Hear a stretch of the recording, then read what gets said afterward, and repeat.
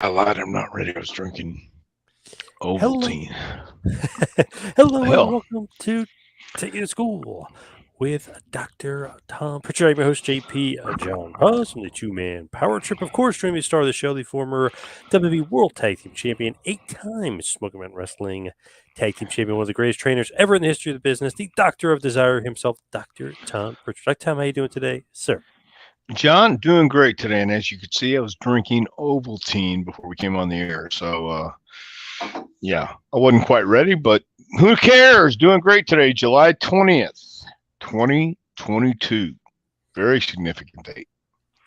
What are you It's been a doing? significant date for me dating way, way back, just so you know.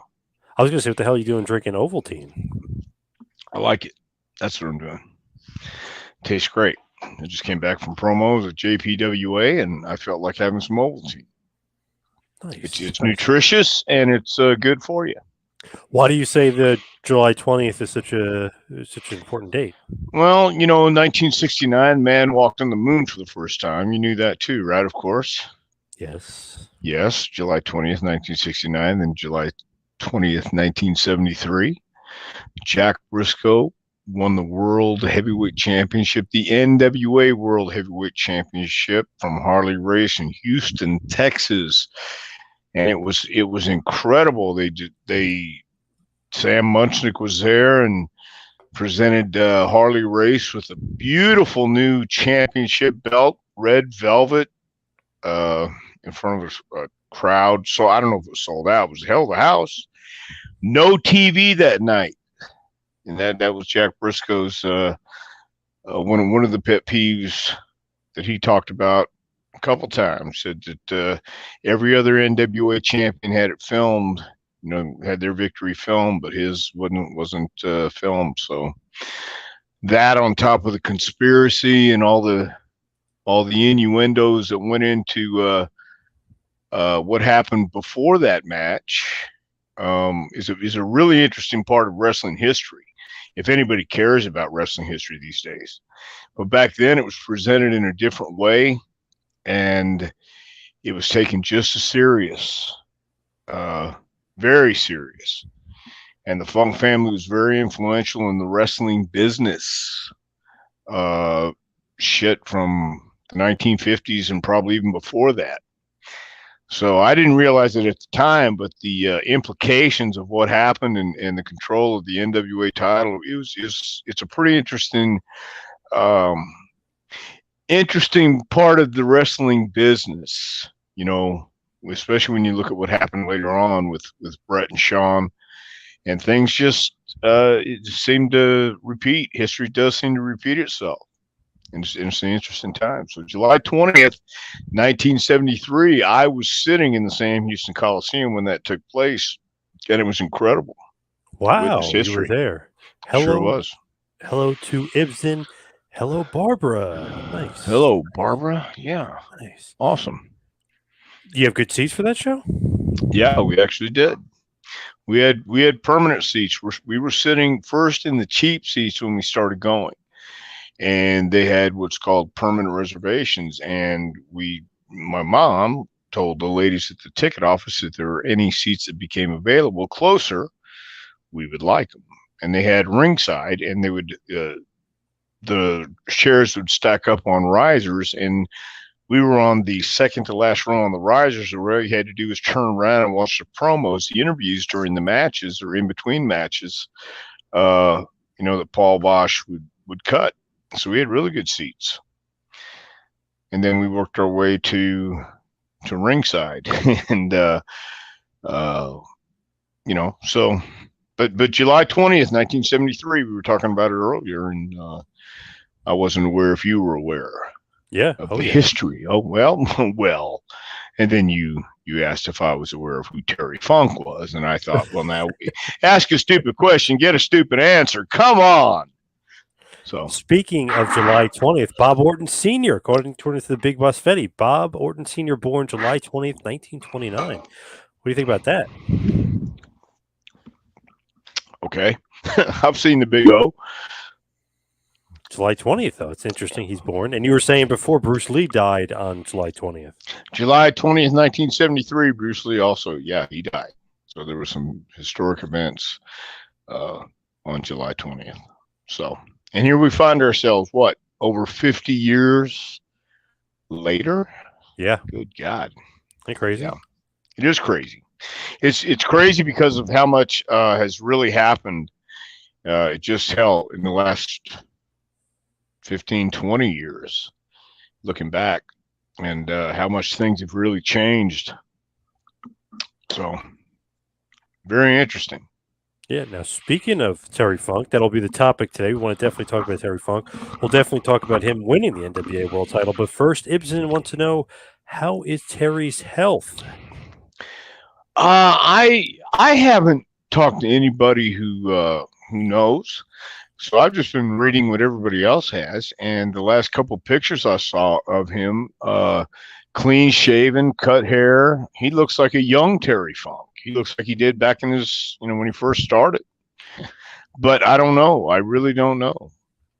I talked to the guy who's writing a book with him right now, and he said Terry was good. Some good days, some bad days, but overall good health. He signed some autographs for him, so I mean, he's still obviously very, very much with it. But he was literally telling him stories. So, he's writing down the story. So he has his memory. So he's still doing pretty good. Physically, he said, up and down and it is what it is, but he's not in poor health. And remember that big story that blew up? Even Tommy Dreamer was joking because he had been talking to Terry. That was, a little bit misguided. I even had, before Tommy Dreamer, I even talked to Funk. I did a little mini interview for a project I'm working on separately with somebody. And I was talking to Terry, his memory, like I said a date in 1993, boom, like he got it. Like, talking about Onita or something. He's like, boom. I mean, he's still got it. He's still with it. No doubt about it. Yeah. I would probably think so. That's what I'm saying. I only know what I'm reading too, but if he's writing another book, is it obviously it's comic book oriented. So it's like he gives a story and he wants a little bit of background on it, and the guy makes it, more grandiose or whatever. Yeah. So perfect. Well, that's cool. That's a cool project for Terry then. Yeah. He have some creative input. And I know he signed some autographs too. So whenever it comes out, it might be on Kickstarter, I think. Whenever it comes out, so people should jump on that because obviously it's going to be worth it because he doesn't do many autographs anymore. Hardly any exactly. Anymore. Yeah, exactly. So I mean, that's pretty cool, and it's cool that he wants to these days. I think being the legend, being a legend. I mean, period. And it's kind of like I remember watching Danny McShane referee in Houston, and I would hear Mr. Bosch say, former world junior heavyweight champion, Irish Danny McShane, and they had this picture of Danny in the office with all the lines and descriptions of his injuries, and but I couldn't appreciate it because I hadn't seen him wrestle, and I really hadn't seen what he had done. But he was one of the more colorful guys for his era, and worked with Gorgeous George and Red Berry and some of the great junior heavyweights of that time for that time period. Same thing with Terry Funk. If you didn't see Terry Funk in the 70s or 80s, you only know him as a hardcore legend. And before that, he had a hell of a career, and he was a hell of a worker. And he and Dory were so opposite, but they complemented each other when they were in tag teams. And it was just this West Texas style that kind of meshed with every territory that any of the Funks went to, and they were instrumental in forming what the NWA was in the early days. From '48 all the way through the golden age of the NWA, and it was just a different attitude and breed of the way they wanted things to go. And Terry and Dory Funk, junior and senior, could go to any territory, and they went to New York and made appearances, and they would go to these different places and get a reaction and know how to work every every part of the country, and then were instrumental in going over to Japan and really establishing what wrestling became over there. It says Don Morocco said in his podcast last month that Terry's doing excellent. Very cool. Yeah, I've heard he's doing good from the author. The author literally just spoke to him, so he seems like he's doing pretty good. Good question here from Barbara. You know, you're talking about Terry Funk doing some crazy stuff and people knowing him as the hardcore icon. How did he do all those moonsaults with those bad knees? Just he has that heart. He has that performer's heart. He wrapped up his knees and did what he had to do, I think, and that was Terry, man. That's how he did them. Tim the Gem wants to know, why would an instantly recognizable legend like Terry Funk work under another name like Chainsaw Charlie? Was it due to contractual restrictions? Thanks, Dr. Todd. I think that was a deal that I'd heard the story before, but I don't want to get it wrong, so I don't want to try and repeat it wrongly. But I think it was Terry's idea. And I don't remember the reason why he wanted to be Chainsaw Charlie, except he was some guy that he knew growing up, and he just decided to turn it into a character and wanted to be Chainsaw. I think it was Terry's idea. If I could be, and I could be mistaken, but they had Terry and Dory there before. You know what I mean? Hoss and Terry Funk. So I don't know if that had anything to do with it, or Terry just wanted to be something else coming in this time. I think understanding that everybody really knows Terry Funk.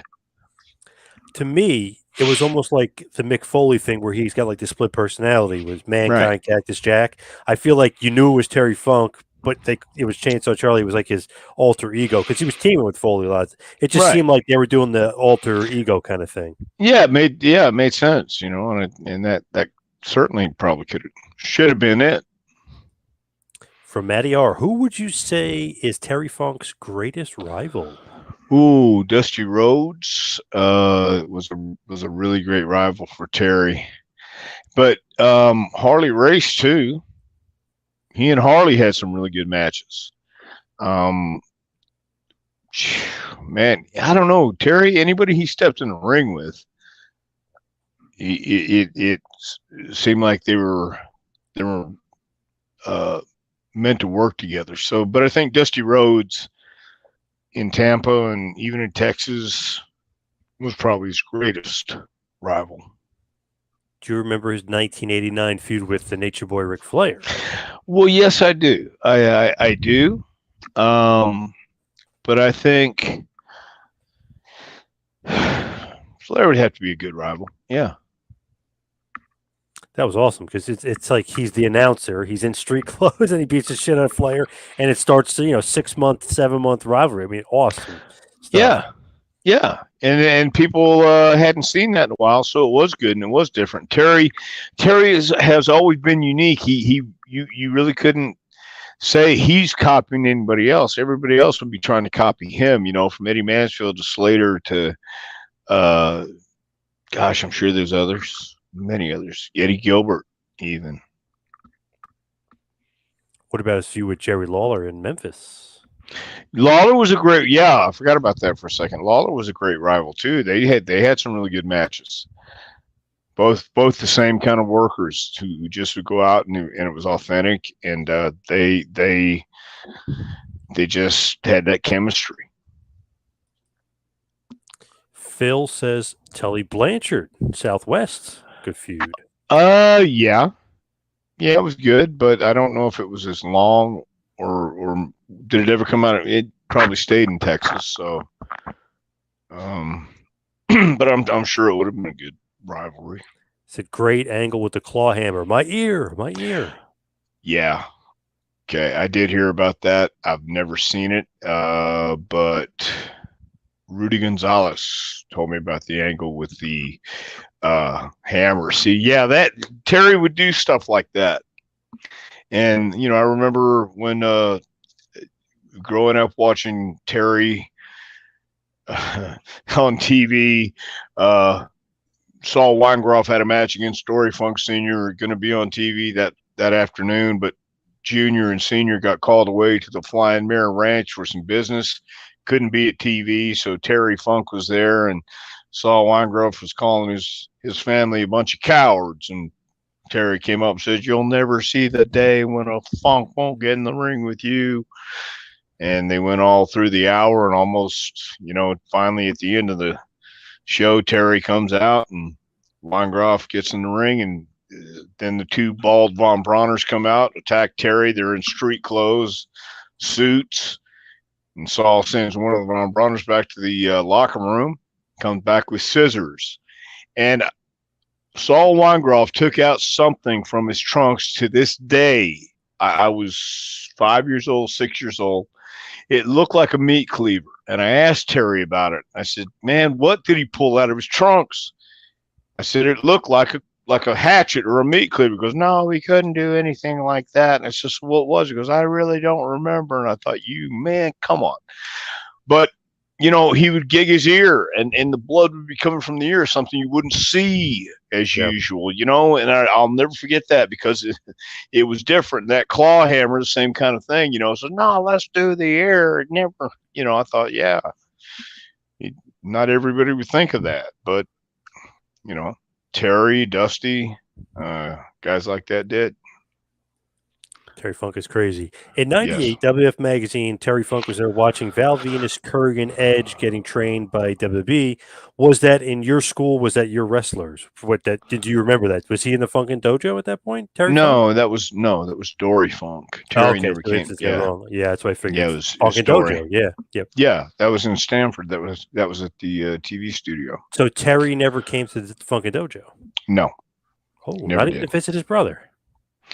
Well, no, I think Terry was busy doing other things. I think Terry was probably had a job at WCW at this time, or somewhere else, or wasn't. He was in WWF in '98. Okay, well, then Remember no, he when didn't. remember the Hell in the Cell with Mankind? He gets chokes man out of Maybe his so. shoes. Well, then hell, he was on the road. He was working, or if he wasn't, he wanted to be home. Well, it's a great moment. He gets chokeslam out of his shoes. Sure. There you go. Yeah. I love that you find out the communication with Funk and Undertaker. Undertaker's like, "Is he alive?" And he's like, "Yeah, he's breathing." He's breathing. Yeah, exactly. Yeah. So, Barbara wants to know, why did Funk go home instead of working an angle with JYD?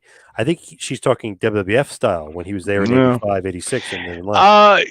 Only Terry can answer that. I really don't know. Yeah, I wouldn't even presume to guess. I mean, I would, but I won't. It always seemed like, I don't know, not that it wasn't comfortable WWF. It's just that, I don't know, it wasn't like his style or something. He always seemed like you hear the story about Survivor Series '93. He was supposed to be a part of one of the nights or whatever, Right. with Shawn Michaels, and Right. he said his horse got sick, and Vince is like, "What?" And he's like, "Yeah, the horse is sick. Guess I can't make it." Like stuff like that. It just seemed like he wasn't into it. Well, and exactly, he probably wasn't into it, and he had been around for a long time and a former world champion. And if you're not having fun, and I would think Terry's the kind of guy who knows where that road's going to lead, and what it means. He didn't want to, if he's not feeling it, instead of saying, "Stick it up your ass, hey, my horse is sick, I won't be able to make it." Yeah, so that could have been as simple as that. I'm sure it was, but if you're not feeling it, I remember he got a couple matches with Hogan in the beginning, right? Terry did have some singles matches against Hogan. Very good matches. Yes, right, exactly. Yep. But that wasn't the style anymore, and that wasn't what they were pushing. So they felt and I think Terry's smart. Terry's definitely smart enough to know. He's known Vince Jr. for years too. So they understand, and they're both pros. They both know.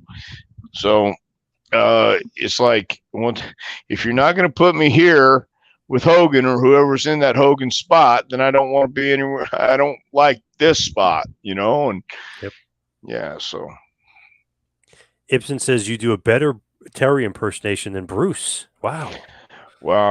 You know, Bruce is good with the voices. You know that. Yeah, well, sure. So I do a better Terry. You agree? Of course I agree. Nice. Barbara has another question. Did Funk have legal issues when that branding iron he lit a fire, flew out of the ring in a cage match with Dusty and burned a fan? I don't know. I don't know either. I really don't know. I've never heard any legal issues. Have you? No. Okay. Well, those fans back then, they probably loved it, which is weird to say, but they're probably like, yes, I got burned by, exactly. Yeah. I mean, that's how I'd feel. It's like, oh my God, this is real, and I was part of it. But, when you realize everybody's going, oh no, yeah, it would be terrible. But I don't know. Yeah. It's like that old guy that stabbed Ole Anderson. He didn't realize, you know what I mean? He's just so into it. He didn't, not to say he didn't realize he stabbed him, but he wouldn't realize, he almost killed him. He had no idea. Well, you don't know that. I mean, you don't know that he had no idea. He might have actually. Well, I guess he acted like it. Yeah. I guess. But well, I guess if he stabbed Ole, that's the intent, I think. He got so passionate. He gets so into it. Yeah. But that happened more than, not a whole lot, but it happened more than people realized back then, or people would get in fights in the crowd and stuff like that. It was that kind of vibe, and maybe that's why they changed it, because that was barbaric or whatever you want to call it. But it was exciting as hell. It was a lot more exciting going to the matches every week and watching guys like Terry Funk, Dusty Rhodes, and the Harley Races. And then they'd go out there and you'd cause riots and fights in the crowd. And that was a vibe that you only got there because those guys knew how to bring it and how to create that atmosphere. And so that's why it's like Terry Funk, the hardcore legend, is great. But holy shit, if you really saw him at his peak, it was a whole different level. So have heard that he locked Dick Murdoch in the truck when he drove with him to Reno so fans wouldn't see them driving together. Oh, probably. And it's probably part of a rib too, Yeah. Exactly. Yeah. Get in the trunk, Dickie. I've heard doing shit like that. So.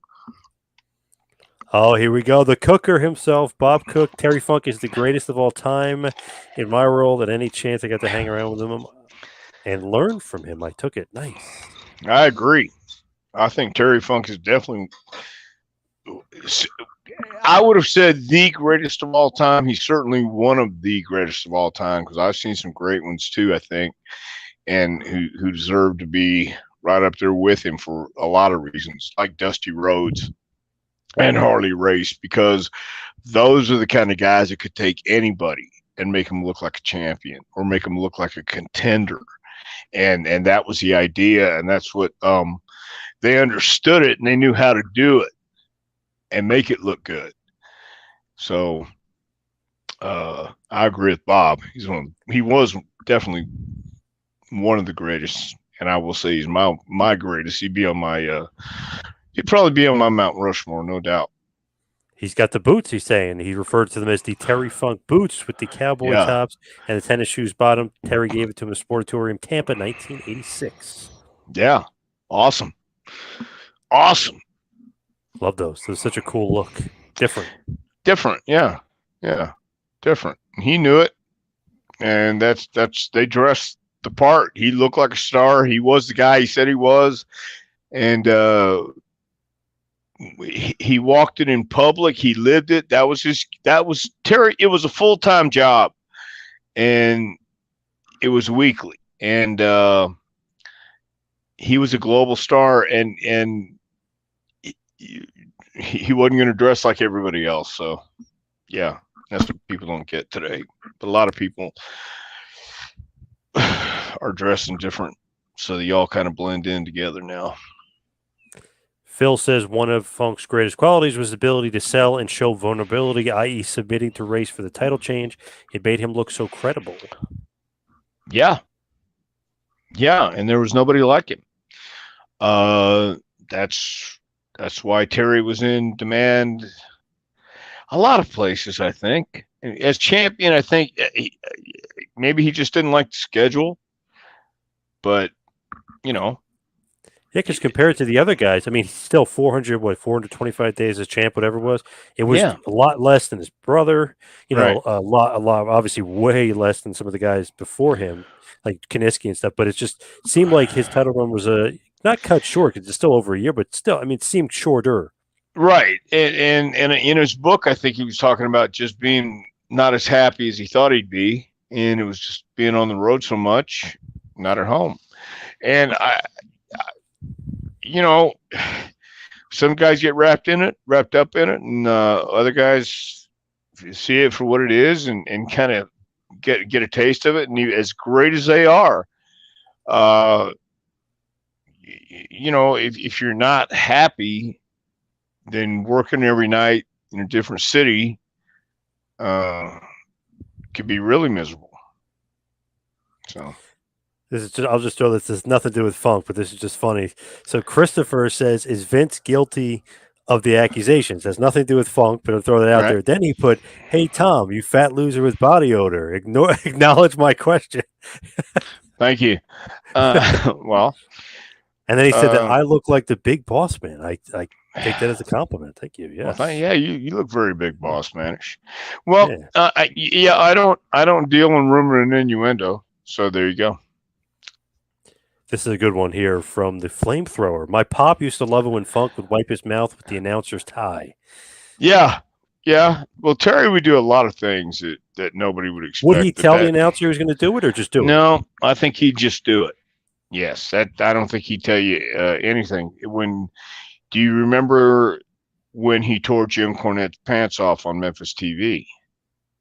Yes. Okay, Did he he tell him he didn't. was going to do it? No, Oh, he wow. just did it. Yeah, yeah. It's a That's rib. great. What do you? That's great. Yeah, Yeah. right. Yeah, he just has to react to it, right? He can't do anything about it. You just have to react. He didn't have any other another pair of pants, and he had a towel to wrap around him when he went back out. Yeah, and Terry came chasing him again. It's like a madman. Yeah. What do you do? Well, you better react, son, because I'm coming. Something's going to happen. So, Yep. yeah. Barbara said he was great in the Sylvester Stallone movie, and then the Rattlesnake says "Over the Top" was the name, which is a great movie back in the 80s. He was actually in a bunch of pretty good movies. He was in with Patrick Swayze. He's in not a movie but TV show Thunder in Paradise with Hulk Hogan. I mean, there's a lot of good acting gigs. He's like one of the first guys that were smart enough to realize we're not getting insurance. I'm going to get SAG insurance. Right, right, right. So, yeah, Terry's had his hand in a lot of things, and made an album in Japan. Retired how many times in Japan? How many times did he retire? You know, A it's lot, yeah. like yeah, a lot. So Forever. right, Yeah. right. Yeah. But only Terry could do that. The I Cooker think. says he is one of the greats, but he's very biased with the Funker. He got him hooked in 1975. I got hooked in 1967. I mean, or hell, 65, whatever it was. Well, I started watching. They were the guys in Texas, and they were my guys. The Funks were my favorite wrestlers, and Terry Dory and Dory Funk Senior. It was they always had that West Texas NWA logo in the back, and it just looked the set looked cool. They'd have get Juice on TV, and they would do these crazy matches and crazy interviews, you know, with Nick Roberts, in front of the NWA logo, and Terry would threw a brick one time through the Inferno's car, and they didn't know he was going to throw the brick. So and JC, okay, so JC Dykes and the Infernos were these evil masked men from Europe, and they had a loaded boot, and they hit everybody in the head with a boot and killed, split them open. And Terry Funk, they have an altercation. They go out the door of the TV studio. Terry goes outside chasing them. The camera's there following them. And Terry sees a brick, takes it, and throws it at the car, and it hits the back window. And the window goes out. Well, nobody told him that he's going to throw a brick. It's awesome. He just did. You know what I mean? So, of course, Dory Sr. paid for it and everything and fixed the car. But that, the point is, I don't know how quick it happened back then to get your repairs. Right. But Terry would do those spontaneous things and just think, shoot. So Polar Bear says, I'm glad I got to see Terry wrestle live. XPW, Terry versus Sabu. God, that must have been like 20 years ago, which is crazy to think that was that long ago. I remember seeing an XPW match, him against Shane Douglas. He cut I don't know what the hell was going on, but Funk cut the middle of his arm. Its arm was like completely open. It was disgusting. It was crazy. Wow. I think he took a piece of glass and cut his arm open. Ooh. It was nuts. Like, you never knew what he was going to do. Even in 02, 03, you had no idea what he was going to be doing. Yeah. Yeah. Why he would do that, I have no idea. Barbara said because he's Terry Funk and he's bred that way, I guess. Barbara said she heard that he drove off on Rick Martel when Rick Martel was naked. He just drove off on him. Yeah, that was one of the things, I guess, when they got out of the car. Yes, he talks about that in his book too. But yeah, they thought it was funny back then. Ha ha, rib. Yes. Paradise Alley was the movie with Swayze that I was thinking about. Yeah.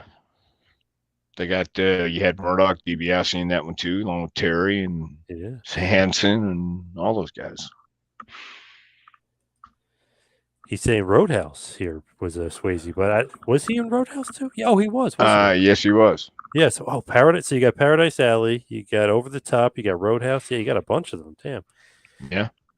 Barbara wants to know, was Terry a babyface in his early days? Yes, he was. He was a babyface in West Texas and a heel in East Texas too. Because Dory won the belt in 1969, and he would come to Houston, and but Terry and Dory Funk Sr. would come ahead of him, and Terry would have to fight somebody, and then they beat Terry, or then come back and have to fight Dory Funk Sr. to get to Junior, and then they'd beat him. I remember Dory Funk Sr. coming in and said he's never lost a Texas death match in over 10,000 Texas death matches. He's never lost one. This time in Houston, Texas, against Jose Lothario, he loses his first one. Jose comes back and wrestles champion. He was a babyface in his home territory in some places around Texas, but when he came to East Texas, he was certainly a heel. I think everywhere else he went to, he was a heel because he was the champion's brother and he was trying to run interference. Now he beats Jack Briscoe to become the world champion, but Jack Briscoe didn't beat Dory.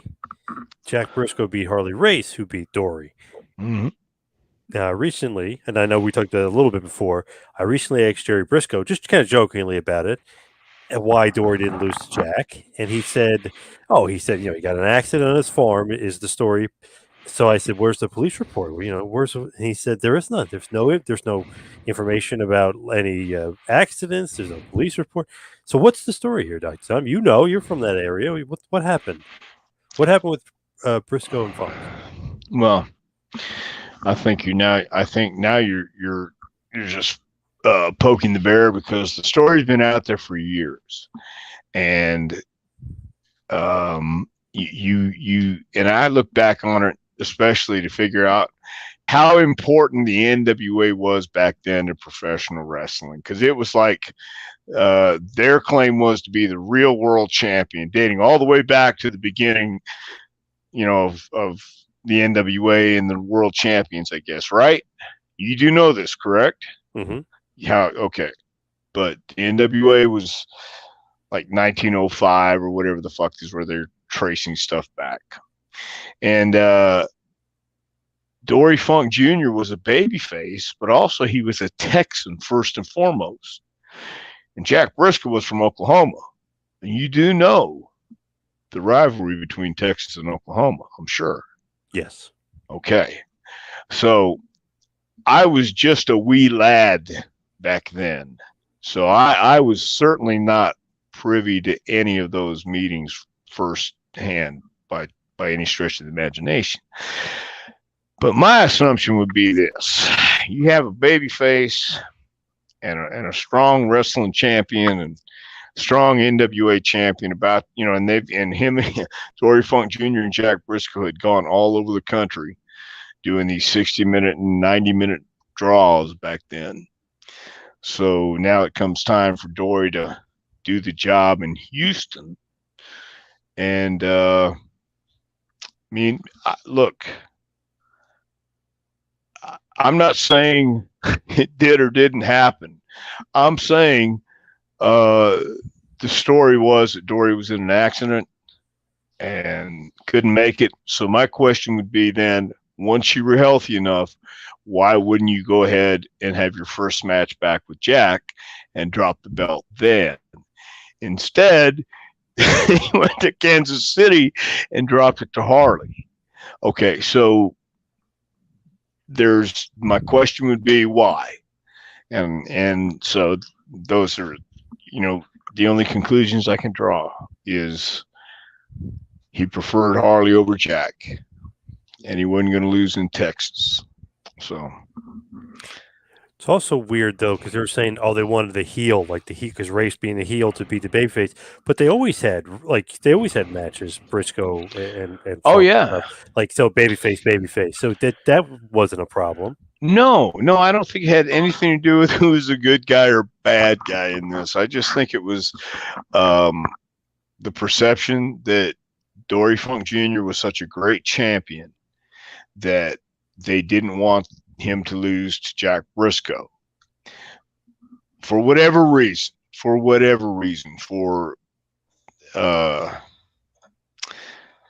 who knows. So I think both guys in their matches, it would be a contest, and they would do their stuff, and they had their spots, and they knew what to work, and they had their match down. They knew they could do 60 minutes, they could do 90 minutes, they could do whatever they needed to do. But I don't believe either one ever turned completely heel. It was usually Dory, because he was a champion, who might throw the first forearm or uppercut, and that was where they went. But they had great matches. That's the thing, and they had great chemistry together. I just think when it came down to doing whatever they wanted to do, they decided, no, we'll do it this way instead. Yeah, their matches still hold up. I mean, the wrestling in the matches is great. I love going back watching some of those matches. Yeah, they were great. They really were. Some really good stuff. But it's interesting, when it's time to return the favor, Jack Briscoe has no problem losing to Terry Funk. Yeah, right. Once again, business is business, and I think I understand that more so now than I did then, because I kind of thought the same thing, and then I realized it's just business, and that's the way they looked at it. But does it get personal? I'm sure it does. And people say Jack did the favor back. Well, yeah, because Jack was a pro. Jack knew that was the right thing to do. So interesting. How tough was Dory Funk Sr., the dad? He tells a story of him beating up a wise guy fan in a restaurant. How tough was Mr. Funk? I never met Dory Sr., but he had that reputation as a guy who didn't mind fighting. I heard a story one time, and I don't remember who told me or where I heard it, but and it might have been Chavo Guerrero, but Dory Funk Sr. and Eddie Graham were very close, and he said they would be talking like in the hallway and walking together, and all of a sudden one of them would sucker punch the other, and they get in the damnedest fight. For what? just to fight, and then they stop and start talking again. But if that's true, then those are the kind of guys, just for whatever reason have to have to start a fight every now and then to keep the balance. Maybe show how tough they are, maybe a little bit. Yeah, who knows? That's what I mean. Why? Show you how tough I am here. Let me punch you in the mouth. Wait a minute, man. Yeah, maybe so. But yeah, I think he was pretty tough guy. Bob says, huge fan growing up. Thank you for the memory. Well, thank you, Bob. Thank you, Bob. Ibsen wants to know, with Dory Funk at Royal Rumble 96, were you guys communicating back then? Were you friendly with Dory Funk back there? You guys wrestled Smoking Guns, and he was obviously in the Royal Rumble match. Were you, I guess, friendly or talking to Dory back in 96? Yeah, certainly. Certainly was. Did you tell him how big of a fan you were of his? Yeah, actually I did. We had a long talk. Well, I had this scrapbook from El Paso, and Dory didn't have anything from his days as champion. And I had newspaper clippings and things that he didn't have. And whether he wanted it or not, I brought it and I gave it to him. But I made sure, I think he knew, and I let him know that he's the reason why I wanted to do this, him and Terry and the El Paso stuff. Because they couldn't, and him and Wahoo, him and Valentine in Houston, not just anybody was having those matches. It was Dory Funk Jr. and Johnny Valentine, and it was Wahoo McDaniel and Dory Funk Jr.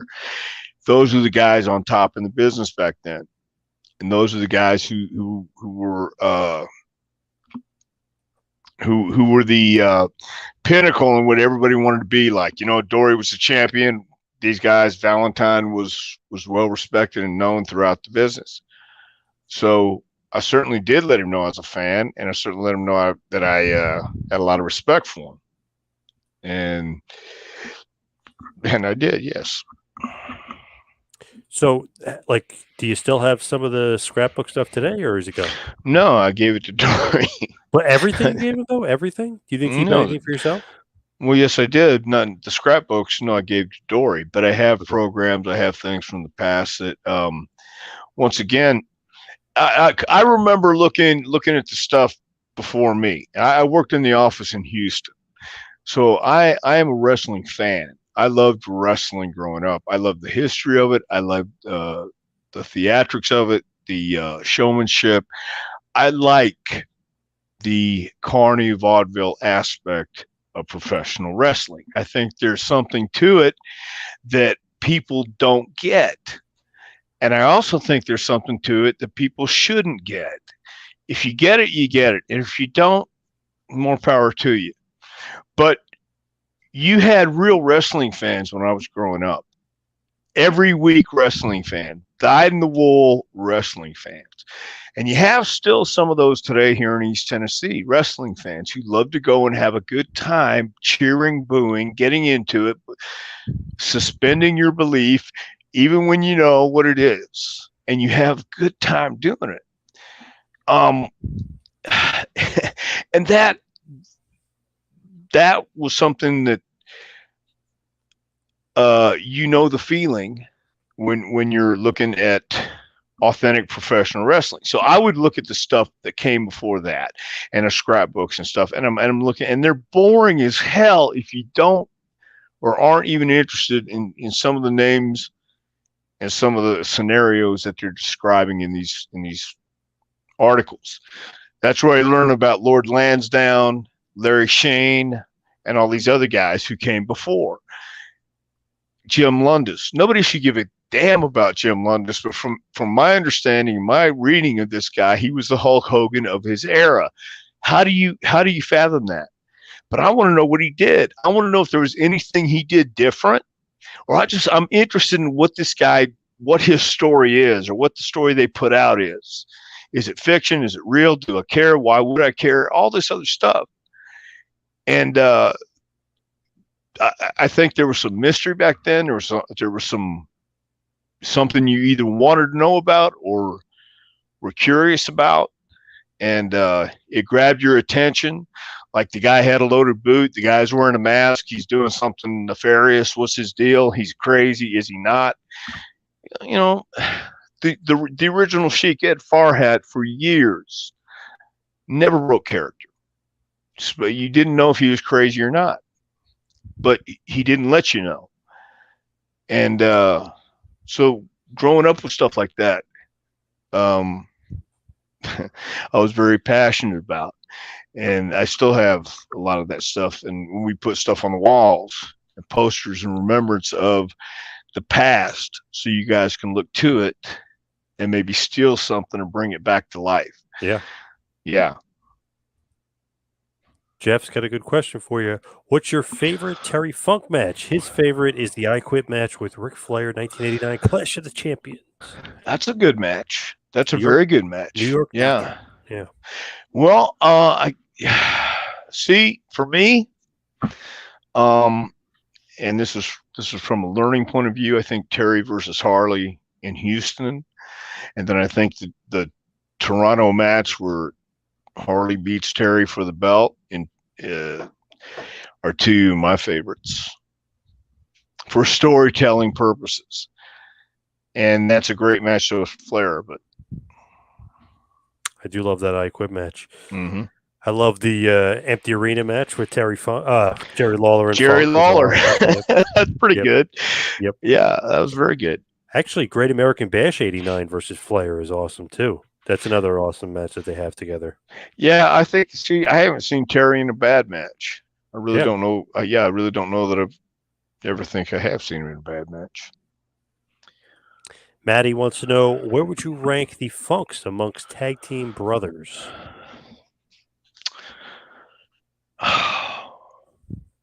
See, I'm gonna have to say. I'm going to have to say, as brothers, they really are the only brothers who've won the NWA championship. I mean, the singles world championship. Yeah. So you got to give them credit for that. And I don't know who else are brothers that really did as well. I don't. I mean, Owen and Brett. I don't know. Briscoe brothers, Steiner brothers, Harlem Heat. Well, you're right. Good point. And bringing it back to the modern era, those guys. I don't know. I mean Jack and Jerry Briscoe, not Mark and Jay, but you could say Mark and Jay too. The Briscoe brothers. Yeah. Yeah, you could. It's a pretty good question. Very good question. Yeah. They might have to be the Funkers. Whoop. Biscuits. I've gotten to the point today where in the news and history of wrestling, and he's not really into today's product at all. Today's product sucks. Hard to argue. Well, look, I think today's product is just is what people. I read something the other day that Kevin Nash said he went to the PC and he was telling guys to slow down, and Sean told him that's just a style these days. Whew. Okay, well,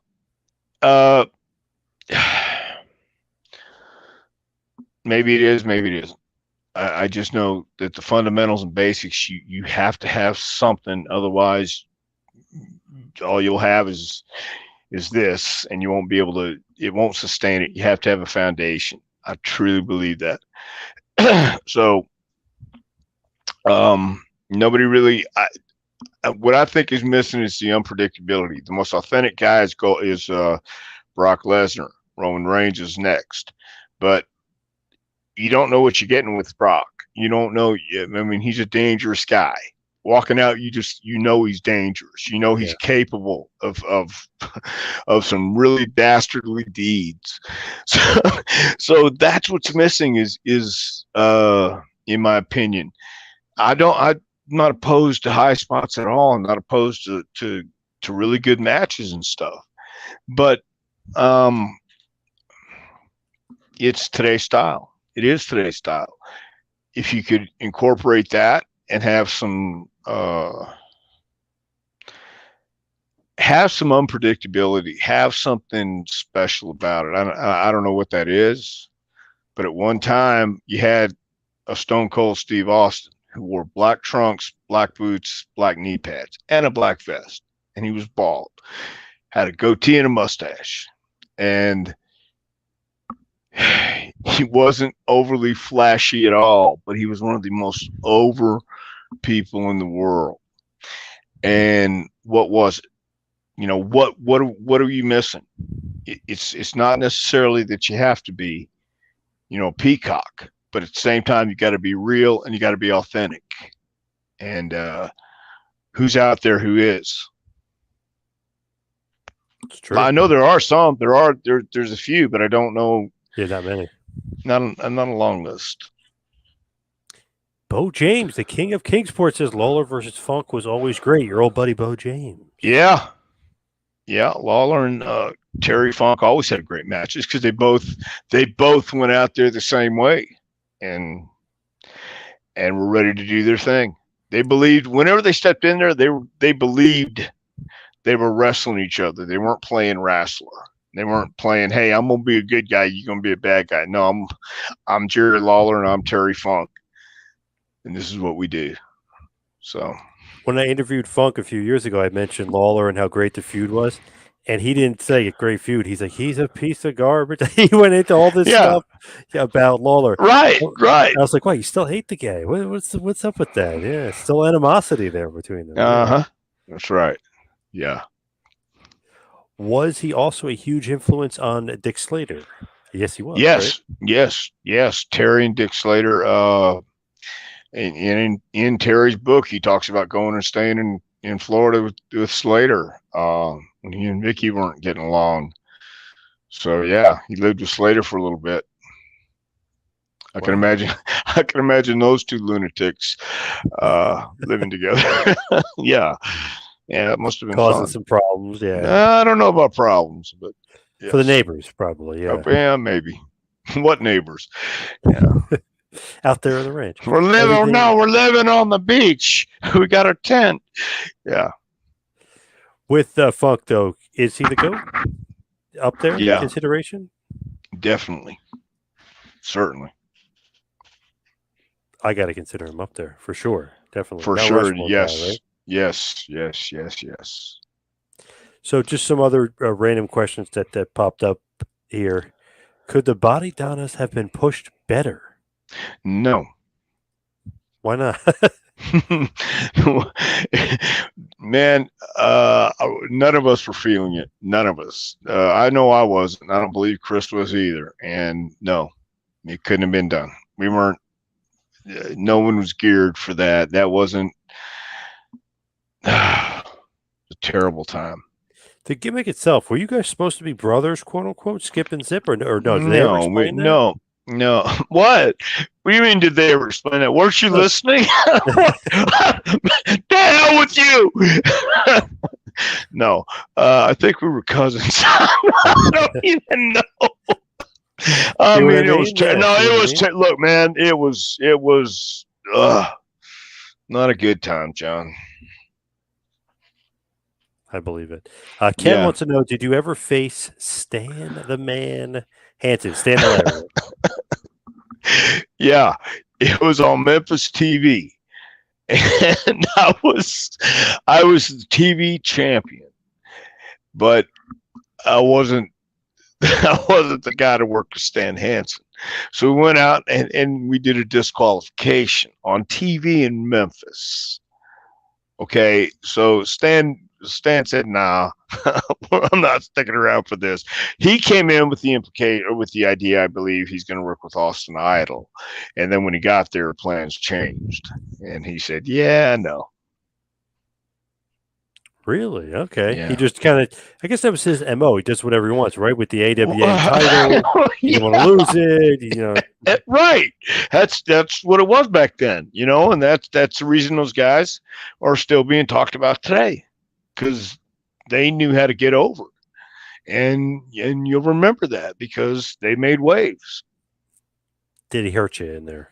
No. And I worked with him in Japan, by the way, which reminds me. And I took his clothes on over there, and he was great. It didn't hurt. It was solid, but it wasn't like he knocked your head off. You feel it, but it was great. Oh, Bo, he says you wrestled him on Atlanta TV as well. Wow. Oh, okay. I might have, Bo, but I don't remember. Bo knows better than you. Bo knows. He does, because he's got all the results and stuff. But I could have. I worked with him, I think, twice in a tag match in Japan, and It's funny. He looks like he knocks your head off. Like he does. Like he it really does. And don't get me wrong. It does lay it in there, but it's snug. It's not stiff. And yeah, he was a total pro. You're gonna hear it. You're gonna feel it because he's that big guy. He's got to lay it in. Yep. Yeah. Just one final question or comment, but as we will wind it up and head towards the plug-a-roonies here. The Heavenly Bodies should have been WWF Tag Champs. Why weren't they Tag Champs, the Heavenly Bodies?